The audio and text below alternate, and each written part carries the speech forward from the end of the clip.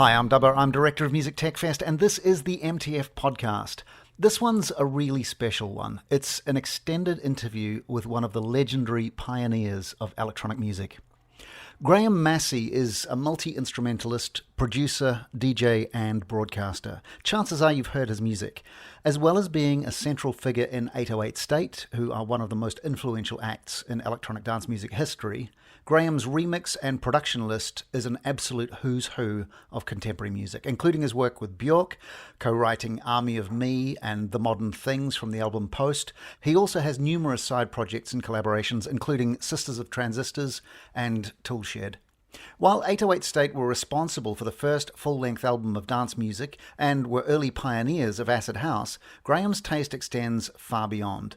With influences and interests ranging from Hawaiian ukulele to Sun Ra, his solo endeavours are filled with surprise and complexity while still being perfectly at home on the dance floor and, of course, at MTF.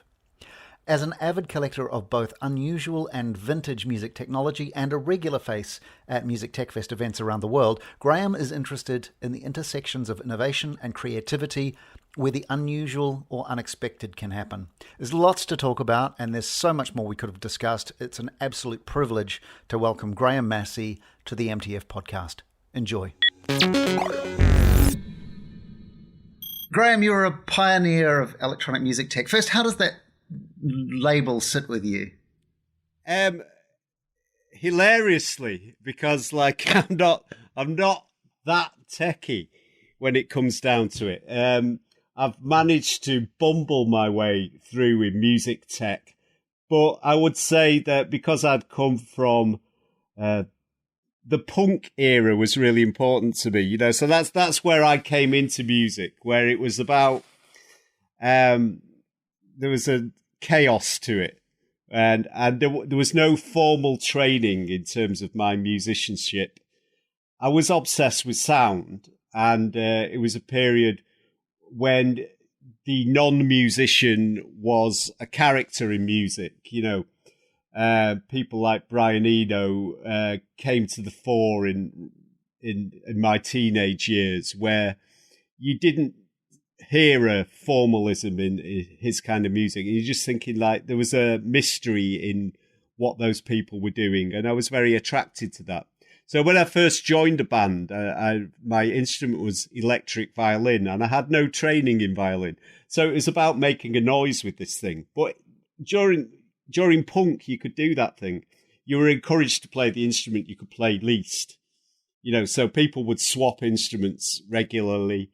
And it was all just about the joy of noise for a while. We had a DIY band called Danny and the Dressmakers, and we simply just used to get in a basement with a blank C90 and fill that C90 up. That was the important thing about it. It was not anything to do with songwriting. It was not anything to do with skill. It was just this exploration of noise and sound that was truly liberating, and at that time had some traction in the culture. But electric violin's not typically thought of as a punk instrument. No, but I don't know why I'd got that instrument, other than the fact that I used to listen to Mahavishnu Orchestra and things like that had the idea of an electric violin just seemed really exciting, and I just bought one from a small ads, and it was like a passport into a band, because everyone had guitarists, everyone had drummers, no one had an electric violin player. Apart from the band I joined, actually, that did have an electric violin player who was really good, who I actually still play with these days, a guy called Graham Clark, who is an amazing jazz violinist. But at that time, we were into space rock and making kind of all kinds of outer world sounds. We'd grown up in the Pink Floyd era. We'd grown up with bands like Gong, Faust.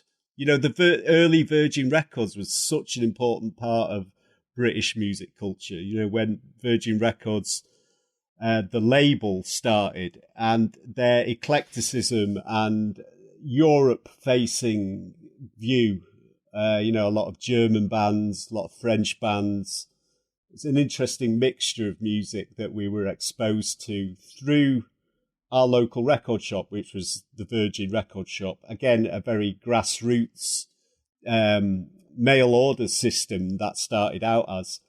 It was a gathering place for the punk community of Manchester. They had 3 listening booths in there, with the headphones.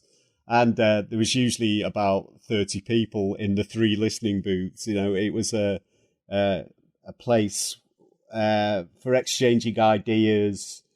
A guy who was in our band, his auntie managed that shop, so he had a Saturday job, a guy called Colin Seddon.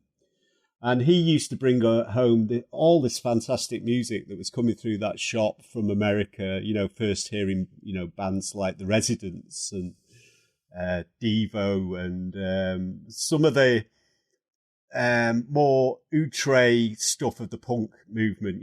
We got sick of the 3-chord thrash, got really boring to us really quickly. It always sounded like pub rock, a lot of your traditional punk. But once like the New York thing was filtering through into Manchester, and we very much sided with that. There was bands in Manchester like A Certain Ratio, for instance, that were very on par with that. They were taking sort of funk and dance elements alongside electronics and a deliberate lack of skill. People would always play the trumpet in these bands. You almost had to have somebody that couldn't play the trumpet playing the trumpet in a post-punk band. Throbbing Gristle has it, 23 Skidoo has it, Cabaret Voltaire has it.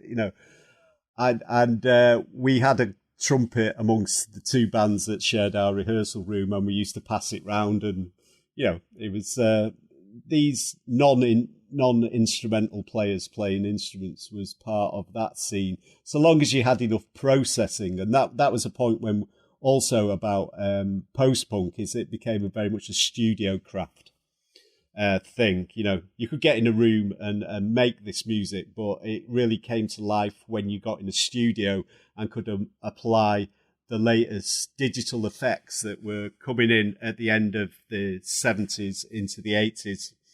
A lot of new studio technology that was exciting and new at that point in time. So if we ever got in a studio and everything came to life, I couldn't wait to get back in the studio. And so at a certain point, when the studio we used to use took on the shape of a school called the School of Sound Recording in Manchester. It was one of the first recording courses in the country. I signed up to that in the mid-80s, and it was the best thing I ever did. And that intersected with the time when Atari computers and samplers were first coming in. So to have access to that equipment at that point in time, essentially, before then, it was all millionaires' toys, and you could never even have the ambition of getting near that equipment. And then all of a sudden, the price point was different, and it all existed. You had access to it at a certain point in time, and that was, us kind of unruly, chaotic people getting hold of that equipment was definitely different to the millionaires that had previously done the pioneering work with it. Right. But that sort of explains the time and how it sort of came about, but it doesn't explain necessarily why it was you. Tell me about the child Graham Massey and what were your parents like, and what was growing up that led you to the kid who bought the electric violin? Growing up in the 1970s, it was a very fertile time in music. I had older brothers that were at university, coming in with their prog rock. We had a musical community in the street where I grew up, where there was a couple of really good stereos. One guy had built his own stereo, was very proud of it, so we'd gather around that stereo with this week's hot releases, as it were. And they could be 7 inches, or they could be important albums. I remember gathering around when a Bowie album came out, it was an event where people would gather together to listen to it, which is odd for a street, really. I don't know whether that's just a personal experience or whether that was going on up and down the country.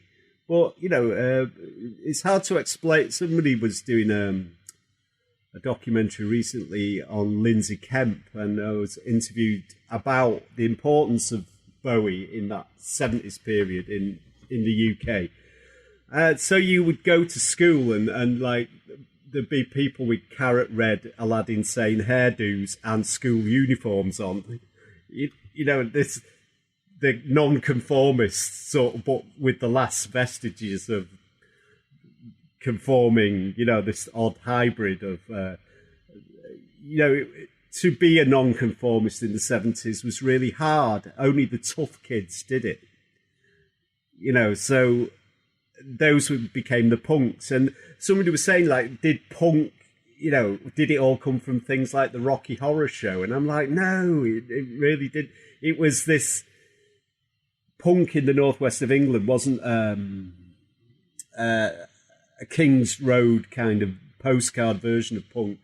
It was all the different subcultures hanging out together. You went to a punk gig in Manchester, and you can see it in old photos that it is, a load of hippies, a lot of the West Indian community, all kinds of misfits all in one place at one time, and it was much more blurred and much more eclectic.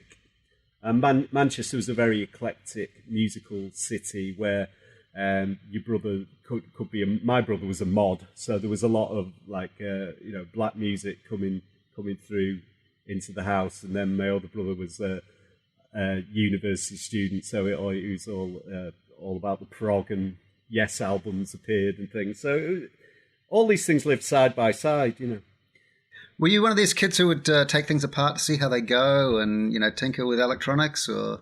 Yeah, I mean, tape recorders, any musical technology back in those days usually came through at Christmas and birthdays, so there was significant purchases like a tape recorder.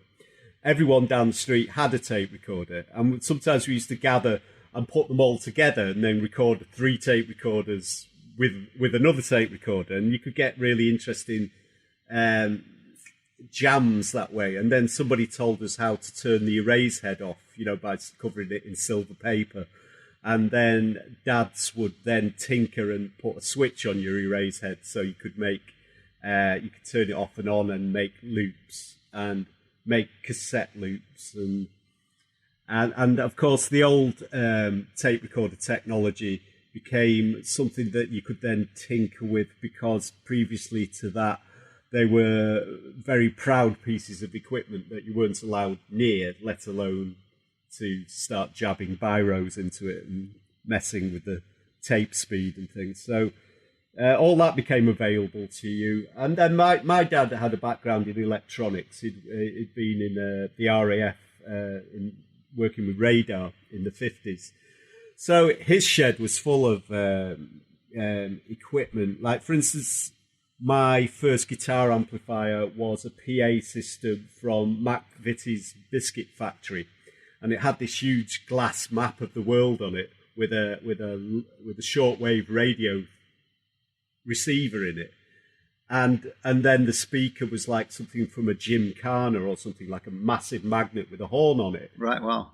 This made an amazing sound you put your electric violin through that, and it's a weapon, So he would build me fuzz boxes we get Practical Electronics magazines were handed around at school. There was an electronics club at school where we were making circuits, and we'd bring those home and I'd get my dad to do it. He was much quicker, and his soldering was way neater than mine. But that culture still goes on. I think it's very much having a return to its heyday at the moment. So many musicians I know make electronics now.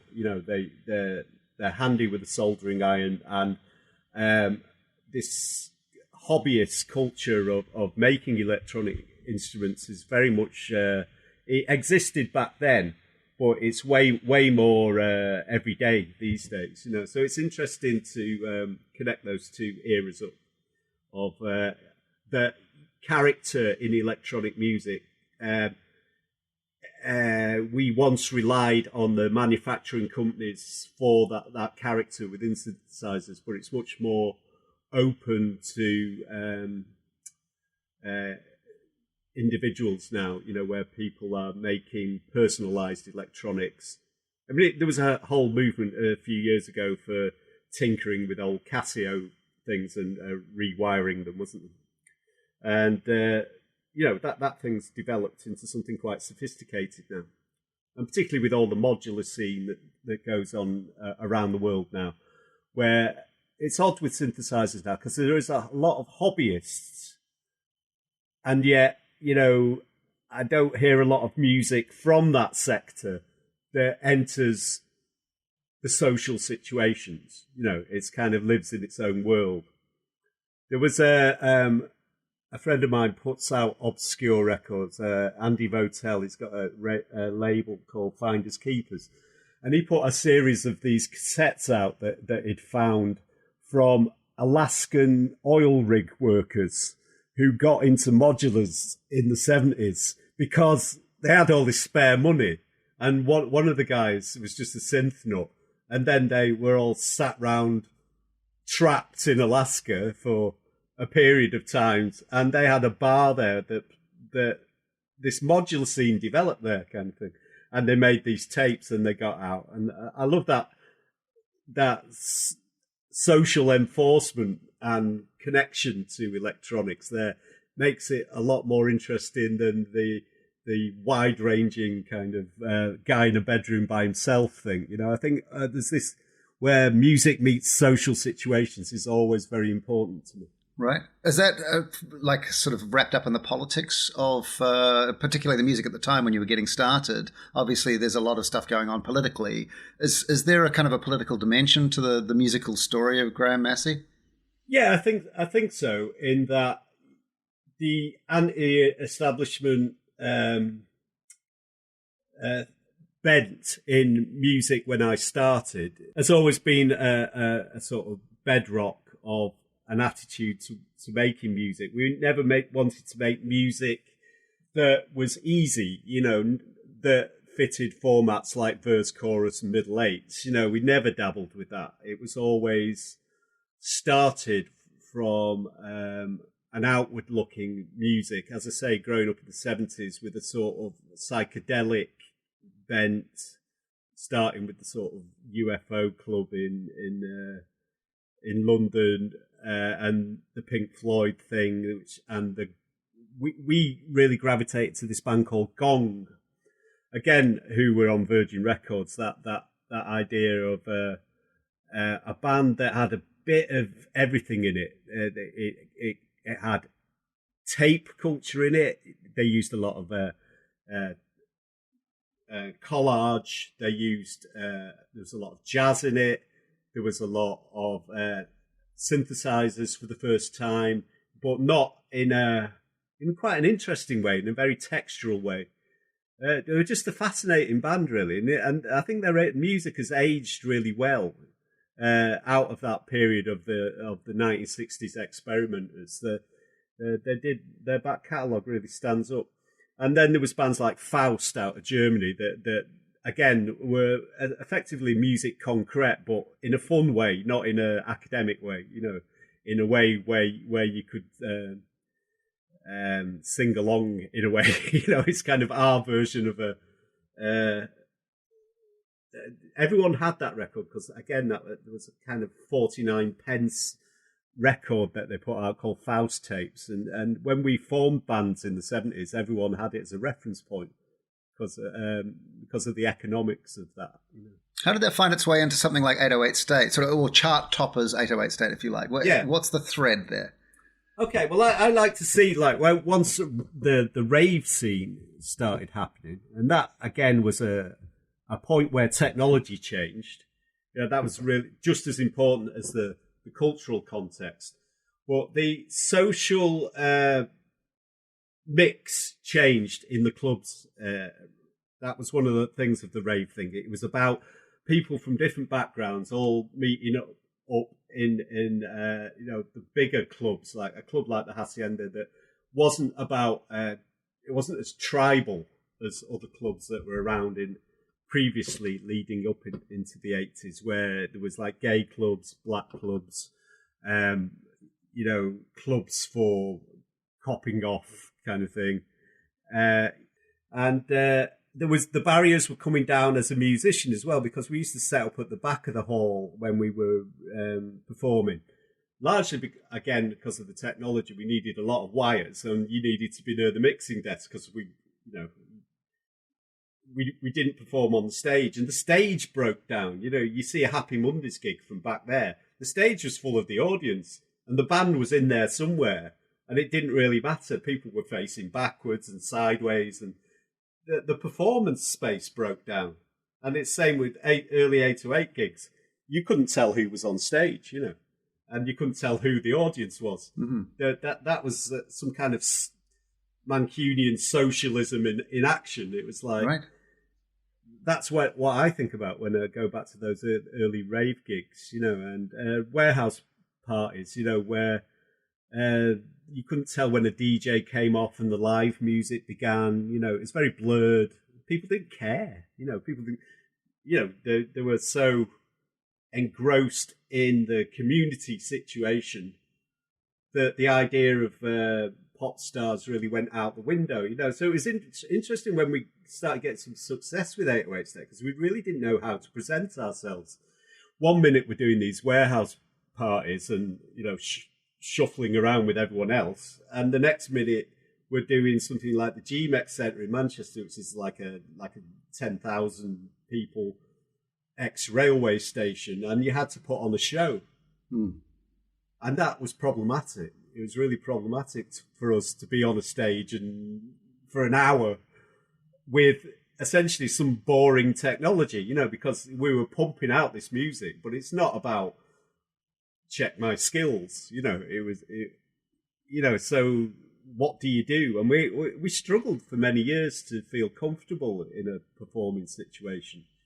And you'd have to go on TV, for instance, going on Top of the Pops and things, where it's like, how do we present this music? And if the BBC started having helpful suggestions, of everyone clapping along to your rave record, and it was awful, all this awkward situation. I remember the Orb being on there and just playing chess, right, on Top of the Pops, just as any way to get around this presentation of electronic music. It took years to kind of find a way to make that audience band thing comfortable again. So what was the point at which you kind of thought, right, this is clearly my life. This is not just something that I'm doing because I don't have a different job. This is my job. This is my career, and this is what I am now. Was there a point at which you sort of clicked to that? Yeah. Well, I'd just like to say there was a huge period where it wasn't like that. And so you always thought when we did get signed up by a record company, you didn't know how long that would last. So there's never been a point of the lack of anxiety of being a musician. And there's a lot of anxiety that goes with being a musician and how you're going to make it through the years, and as you get older, you just think, there really is no alternative. I'm a lifer. I have to do it. It makes you into a weird person, I think, and like all the musicians I know, they have a kindness within the community of musicians because they know what it takes to be in that position. But I would say when we did get the backing of a record company and the cash that went with it, the cash advance, and nobody explained advances to us and how much would be taken out and how to manage money. And we were a chaotic bunch, from different backgrounds, and how to be a band and a business. Being a band is one thing, being a business is another. And that we had made some terrible mistakes as everyone does with that. Mm. But that confidence of somebody just going like, go for it, with cash, which doesn't exist anymore. I can imagine most bands only last a couple of years these days. They'll have a crack at it, and if it doesn't work, they'll let it drop, kind of thing. Whereas back then, you could maybe keep that going for like 5 or 8 years, based on publishing deals and bits of convincing people that you were worth it, kind of thing. Right. If you were 18 now, yeah, what would you be doing? You'd make music. You would value it in a different way. You wouldn't put the same ambition on music. It would be part of your life, and it would maybe connect up some of your friends. Well, as I'm saying this now, that's how music was before. When I was growing up, really, music was very colloquial. Manchester bands played to Manchester bands and compared themselves to Manchester bands. Right. They rarely got out of town. If they got to London, that was like some major, excitement, And but then, if you got abroad, that was crazy, we always got to Holland and Belgium and places like that. It were very liberal and encouraging, and had governments that gave out grants. This was very exciting. This is terribly exciting that we got to go and play abroad. But it was just terribly colloquial. But we were lucky to have people like Factory Records in our town. We came from a town where punk had been. There were some role models within our town, for instance, New Hormones Records was the first record company I got involved with, who did Spiral Scratch by the Buzzcocks. Mm-hmm. And they gave us enough money to record side 1 of an album. Then they ran out of money. And then about 2 years later, they gave us money to do side 2 of an album. And then they didn't have enough money to make the record. So we sold it to another record company. And like an album took 3 years to, that wasn't the punk ideal. Right. You've become quite prolific now, though, I guess. You're working on a lot of projects. Yeah.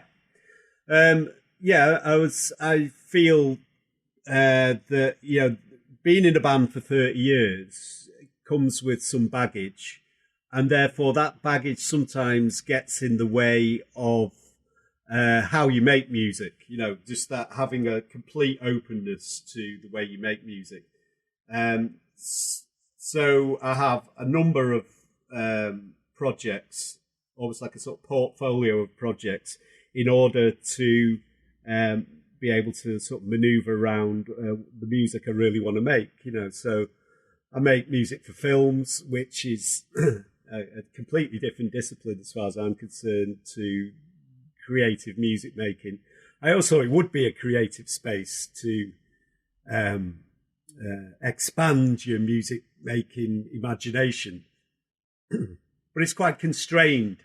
But constrained is good, I find. It's kind of like the one of the issues for modern electronic musicians is the Chinese menu of Logic and all that kind of thing. Now, it's so many options to go with music making on your computer in front of you can really shut you down. It's sometimes to go down to a little bit of kit and just a time constraint or a set of rules. I really thrive off that sometimes. Just to change.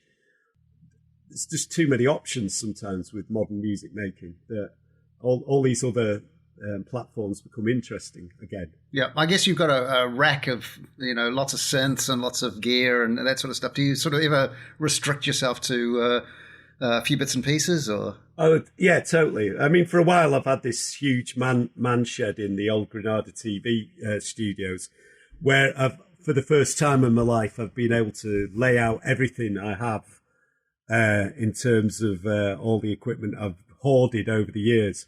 And I kind of got that out of my system because it made me realize how little of it I use, Right. you know, and how there's just like a romantic idea about having every kind of synthesizer. You know, it's not how we started out, and some of the best music was done with very primitive and limited equipment. So yeah, there's a discipline to getting to know certain pieces of equipment inside out. I don't think I could be one of those modular people, for instance. You know what I mean? I think that I'd just go up some alleyway and get trapped by the technology. Sometimes the technology needs to be about back to basics. You really realize this when you start doing gigs, when you're under gig circumstances, what synthesizers work in field conditions. Yeah. Like something like an old Moog just works perfectly in those conditions. It cuts through. It's always focused. It's just, you can look at the panel and know exactly where you are with the sound in an instant. It's a beautiful instrument, like the old Mini Moog, for instance.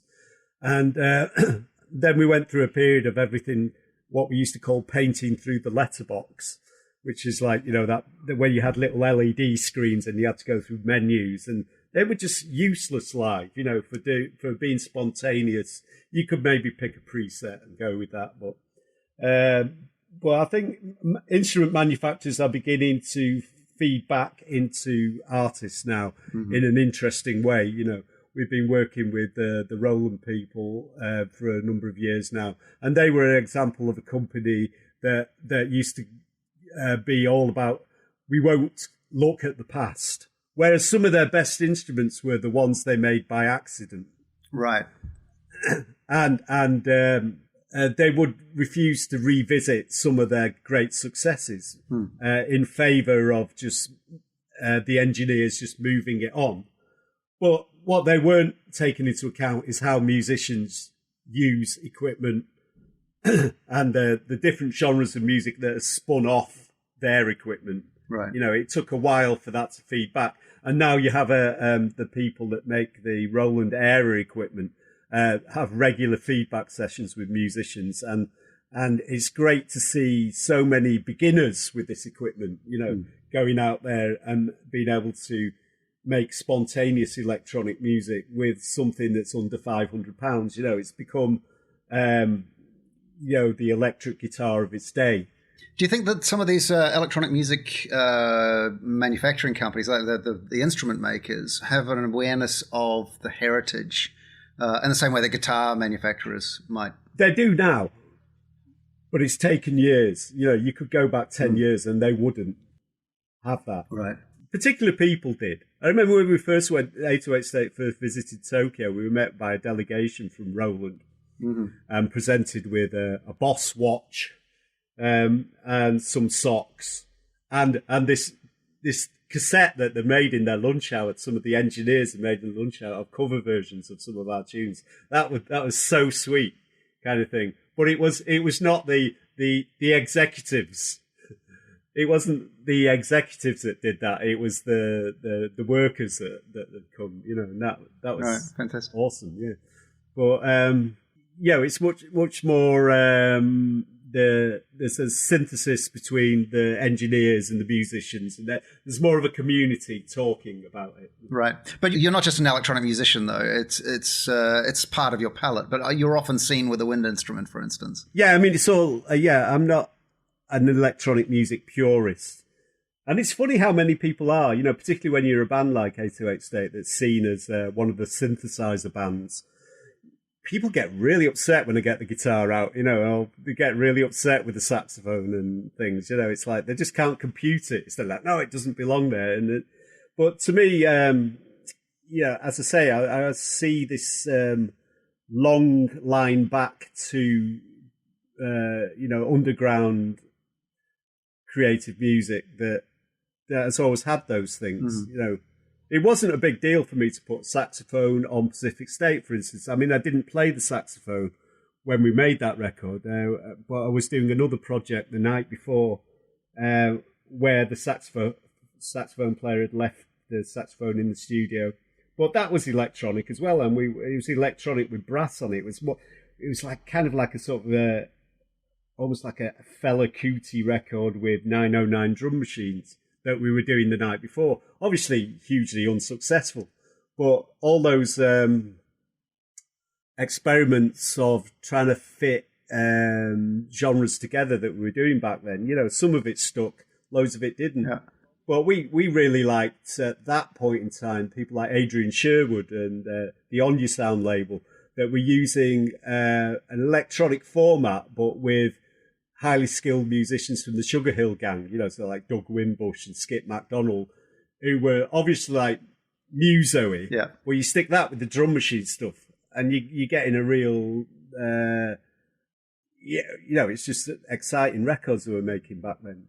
And we were inspired by that. And then we were also inspired by the fact that they used to take that format and just do it as a sound system. So they'd turn up in Manchester and Gary Clayle would set up in the middle of a club, not on the stage again. Yeah. As in the format of a reggae sound system, I guess. That he'd come from, Bristol and the reggae sound systems, and that's the way they did it. And they played stuff off cassette. Yeah. It wasn't decks. It was like, I've made this.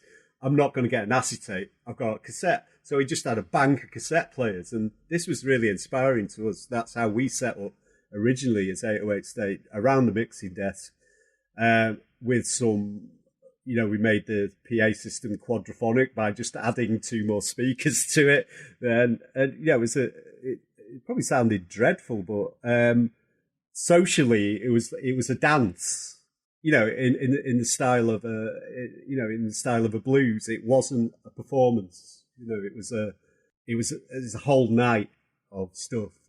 And it wasn't like a beginning, middle, and end. It was like it just splurged together. Yeah, there's a whole range of influences obviously going around. I mean, the On You Sound thing is interesting to me because I was an On You Sound collector. That's like one of the one of the big things for me in the sort of late 80s, early 90s, but going through to today. But also, I mean, you sort of touch on Sun Ra, and then you're suddenly working with pop stars. You're sort of working with Björk, and you're sort of associated with John Hassell at one end and Quincy Jones on the other. How do you sort of tie those threads together, or is it just sort of curiosity? It was that period of where the remix was the big thing amongst major record labels.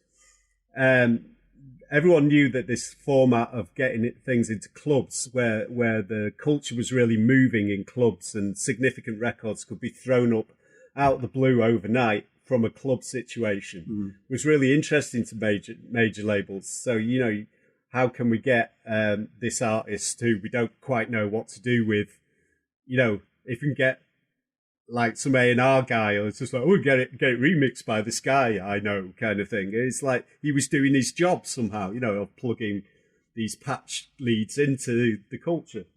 So, it was great for us because like every week, I mean, I balk at the amount of remixes we must have turned down back then.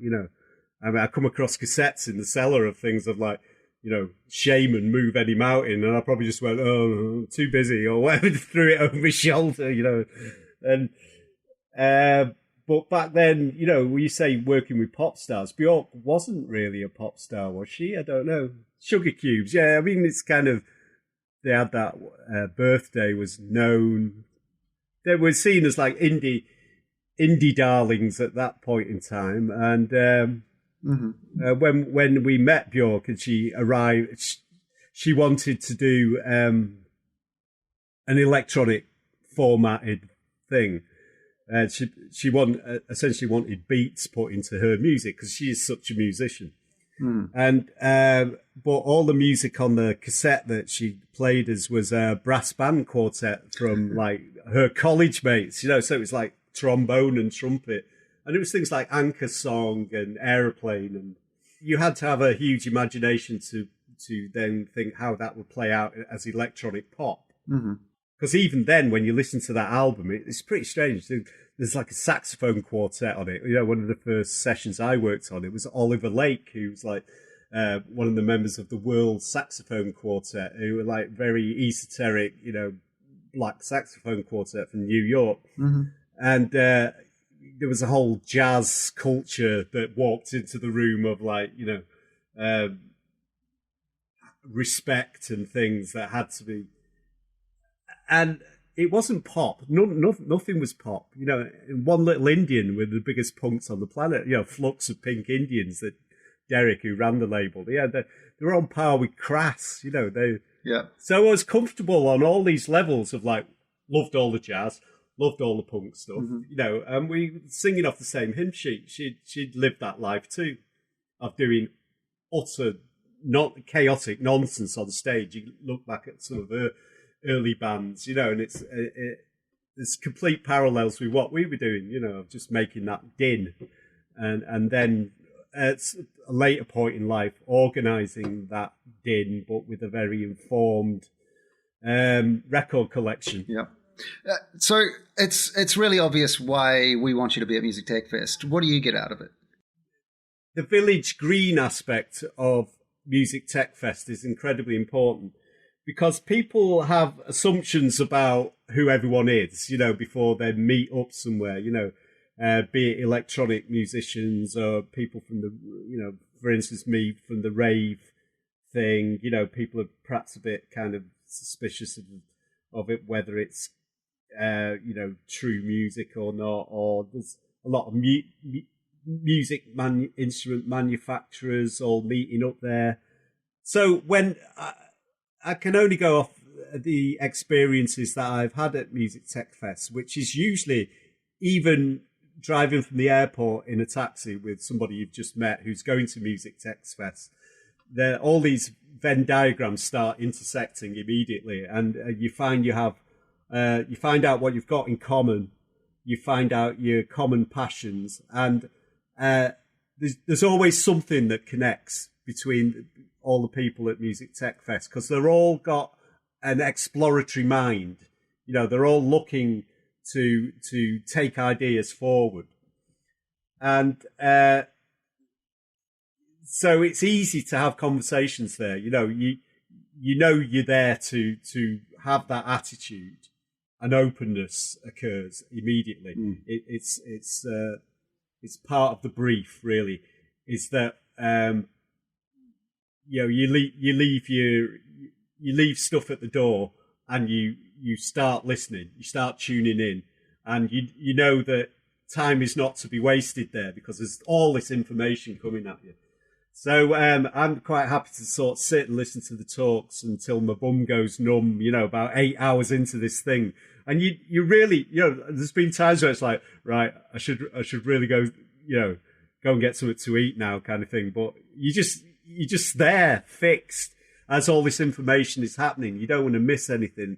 And then all the great stuff happens in the social space of afterwards at the hotel, at the breakfasts are amazing.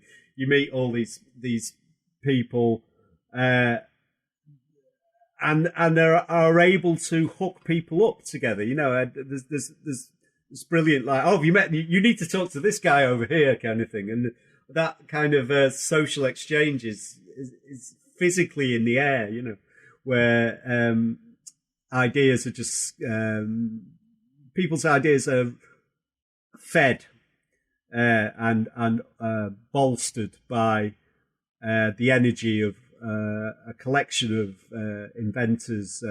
Well, they're not just musicians. That's the thing I like about it as well. You know what I mean? I even as a musician, there you kind of feel like you should develop all these other skills that are in evidence there, because it's about tooling up for the future. You know, it's about going, oh, if I had that guy on my team, you know, and this knowledge, everything would move forwards. I could help them, they could help me, and everything could move forward.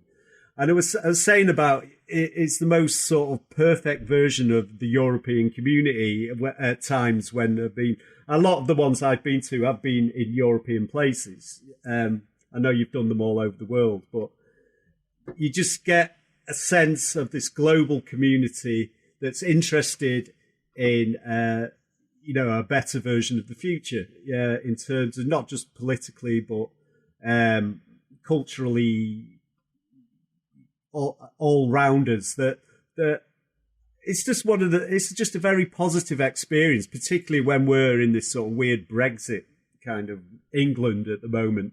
And I wish I could take people over and convert them with just one weekend at Music Tech Fest. And the word Music Tech Fest is slightly misleading sometimes, because it is not just about music. It's about bigger ideas than that. It's about future communities and the way the world might work. Stuff you used to read about when, the global village idea that I grew up with in the 60s is, there should be some big geodesic dome that we sit under or something. We actually brought a couple of geodesic domes to MTF in Stockholm and set them up as little playgrounds. But it's a good start. Actually, I ran into Leon the other night, who was doing a dome thing, who I met at Music Tech Fest, and we're out doing gigs. And the thing is, you attend these things and then you bump into them in real life all the time. For instance, Jason Singh, who lives 500 yards from where I live, I'd never really spoke to him until I met him in northern Sweden somewhere. And now we're doing, music collaborations a lot more. Fantastic. Because of that, because of being isolated in some place and, surrounded by that atmosphere. Amazing. You mentioned when we spoke earlier about sort of being surprised by some of the opinions coming off the stage. Do you want to just talk a little bit about that? Yeah, it's great. One of the aspects of Music Tech Fest that is surprising is you get sort of the head honchos of some of these sort of technology companies who are, in my head, are these sort of distant figures who are all dealing with the finance of things, but how passionate they are actually about the things that they make, and how now they see the world as it is, which is, with plugins. No, this idea that people buy them is it's not the way people first encounter plugins. They get them from other people. They see them on other people's doors. There's a culture of word of mouth about plugins and which ones stick, which ones are useful, which ones fail. There's a whole culture of technology that takes time to play out. And seeing the heads of those companies understanding that they have to communicate with each other. It's not about rivalries. There obviously were rivalries at times, but that has to break down now, because people have to accept that, people are multi-formatting their computers. It's no one is going to be able to dominate something as wide as music technology. It's about being able to make things that complement each other as well, so that becomes a community of inventors. And, it also builds a sort of respect for, if you get to meet the people, that you understand that it is a people game, and it is years of research and skills that go into moving this thing slowly forward. Tell me about the sort of the journey that you're on. You're sort of, I guess, at a mature stage of music making. You've kind of done a lot. You've laid a lot of groundwork. You've kind of, I guess, settled on a way of doing things. How does the sort of, being, I guess, a grown-up now change your approach to music making? Is it different for you? Yeah, I guess a lot of the ambitions have changed in the music making. And the biggest successes, when I look back on it, are points when you can get your music uncompromised into the general community. I always think that some of the great success of what we did with 808 State was to not compromise the music, but get it to the general public and be surprised that the general public aren't as narrow-minded as people led us to believe. If people will respond to any kind of music if you can get it in front of them.